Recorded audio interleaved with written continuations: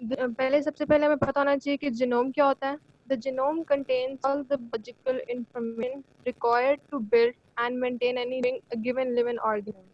जो जीनोम होता है उसके अंदर हम जीनोम एक ऑर्गेनिज्म का जीनोम होता है, उसके अंदर उसकी सारी जो होती है मॉलिक्यूलर हिस्ट्री होती है और बायोलॉजिकल इंफॉर्मेशन जो होता है, decoding the biological information and coded molecules जो होते हैं ना, इसके अंदर बहुत सारा इम्पैक्ट होता है जो हमारी जो बायोलॉजी होती है उसको अंडरस्टैंड करने की। Next slide. जो मेन मेरा टॉपिक है वो है जीनोम एनोटेशन।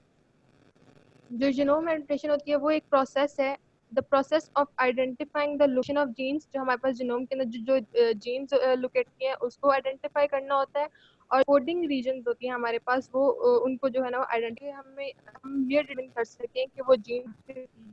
जीनोम एनोटेशन के अंदर हमारे पास स्टेप्स आते हैं। सबसे पहले जो होता है हमारे वो कोड ऑफ जीनोम को हम आइडेंटिफाई करते हैं जो कि प्रोटीन उनको कोड नहीं करता।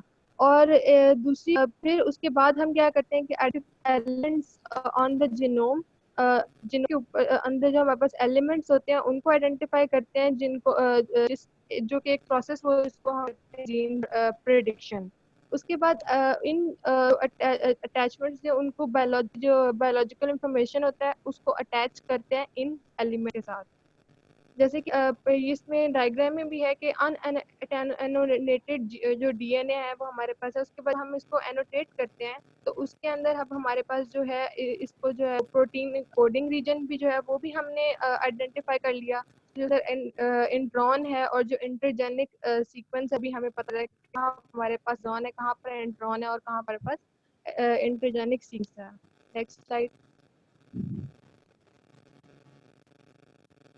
उसके बाद अगर हम इसकी हिस्ट्री की बात करें तो first genome annotation software system था वो डिजाइन हुआ था 1990 में बाय डॉक्टर ओवन वाइट। और वो उन्होंने क्या किया था, सीक्वेंस जो था with the institute of research that sequence analyse first genome of free living organism to be detected. और जो फर्स्ट ऑर्गेनिज्म का सीक्वेंस जो फर्स्ट जीनोम था वो उसका जो सीक्वेंस था वो एनालाइज हुआ था वो था फिलिस इन्फ्लुएंजा। उसके बाद अगर हम वेरिएशंस की बात करें सच एस जो म्यूटेशन होती है, म्यूटेशन क्या होता है जब कोई भी डीएनए जीन्स होती है और डीएनए का या जो जीन होती है वो डैमेज होती है, ठीक है। उसके बाद एसएनपी होती है सिंगल न्यूक्लियोटाइड पॉलीमॉर्फिज्म फ्रीक्वेंट जो एनपी होता है तो ये जो होता है हमारे पास most common type of genetic variation होती है, ठीक है। और each SNP represents a difference in a single nucleotide. और यहाँ पर इंडेल्स भी लिखा जो है वो भी एक मॉलिक्यूलर बायोलॉजी टर्म है और an addition of basis in the genome of an organism.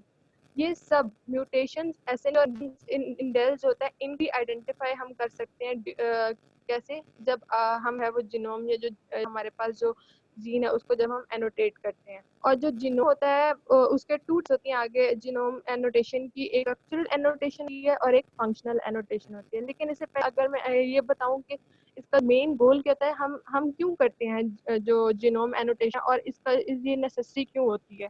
तो इसका आगे होगा कि a number of sequence are important, ठीक है, because they present which transcription factor या जो प्रोटीन्स होते हैं जो इन एक्सप्रेशन कंट्रोल करते हैं वो बाइंड करते हैं।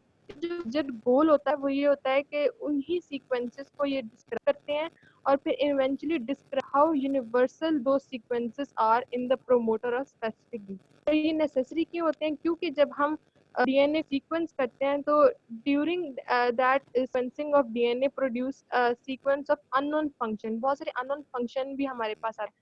तो जो फंक्शनल एनोटेशन होता है उसमें हमें पता चल जाता है कि जो हमारे पास डीएनए का जो सीक्वेंस आया है उस का जो है हमारे पास फंक्शन क्या है। Next slide.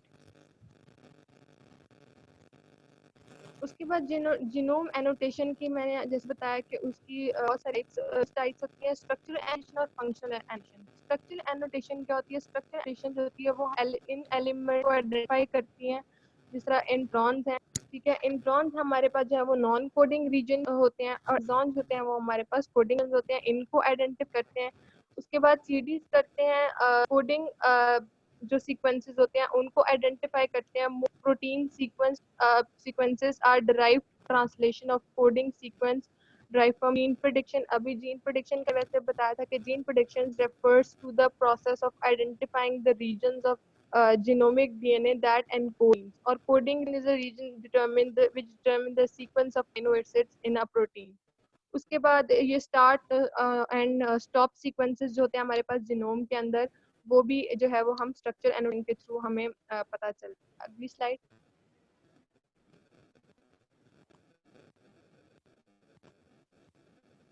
Next slide, functional annotation.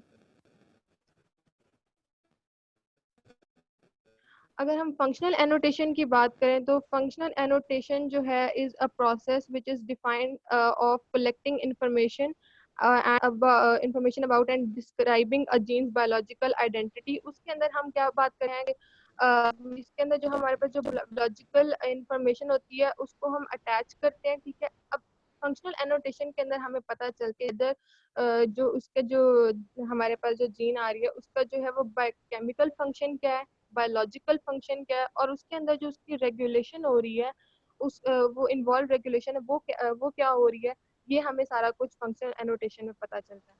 Next slide. Last slides में मैंने कुछ जो टूल्स दिए हैं कि जब हम वो करते हैं जीनोम एनोटेशन करते हैं तो उसके अंदर स्ट्रक्चर एनोटेशन टूल्स दिए हैं जिसमें हमारे पास रिपीट्स कर है, कुडोन यूजिंग डाटा है, और अरेबडोप्सिस जीन सीक्वर है, जीन मार्क है, उसके बाद PSSP तीसरे में ये प्लांट प्रोमोटर आइडेंटिफिकेशन है। उसके बाद हमारे पास वास्तु है, वास्तु जो होते हैं इसके अंदर we compare a protein to a genomic DNA sequence allowing from neurons and shifting errors।